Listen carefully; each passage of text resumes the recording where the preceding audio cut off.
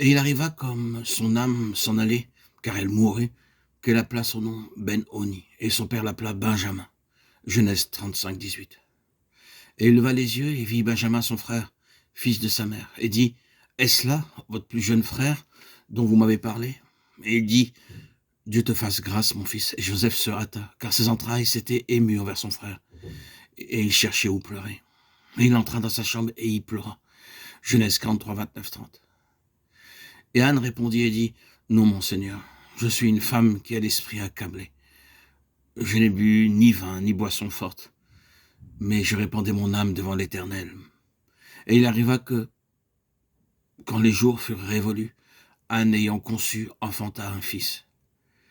Elle appela son nom Samuel, car je l'ai demandé à l'Éternel. 1 Samuel 1, 15, 20. Et le jeune garçon Samuel servait l'Éternel devant Élie, et la parole de l'Éternel était rare en ces jours-là. La vision n'était pas répandue. Et il arriva en ce temps-là qu'Élie était couché en son lieu. Or, ses yeux commençaient à être troublés, et il ne pouvait voir. Et la lampe de Dieu n'était pas encore éteinte, et Samuel était couché dans le temple de l'Éternel, qui était l'arche de Dieu. Et l'Éternel appela Samuel, et il dit, me voici. 1 Samuel 3, 1, 4. Il y a 3 choses à propos desquelles il nous est absolument nécessaire d'être clair et certain.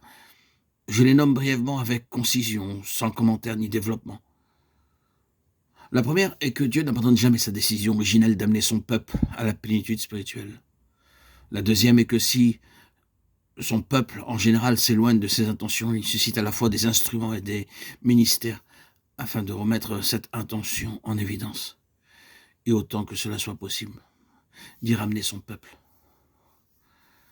Enfin, la troisième chose est que ces instruments et ministères ont une histoire particulière et singulière sous sa main. Ils sont d'une manière particulière gouvernés par le dessein pour lequel ils ont été suscités. Il y a 2 facteurs subsidiaires à ces propos. Le premier est que de tels instruments et ministères ne doivent pas se comparer ni se juger par rapport à d'autres critères et à d'autres ministères par rapport à ce que le Seigneur serait en train de faire. Ils ne devraient pas non plus être jugés par d'autres. Dieu s'occupe d'eux de façon particulière, pour un but particulier. Ils ne sont pas nécessairement plus importants que d'autres, mais le fait est qu'ils sont appelés à une œuvre particulière. La seconde chose est que si l'œuvre de Dieu est corporative, le facteur corporatif dominera l'instrument qu'il suscite. C'est une chose importante à retenir. Cela veut dire que chaque personne qui se trouve individuellement sous l'influence de ce ministère et de son but sera gouvernée par la loi corporative.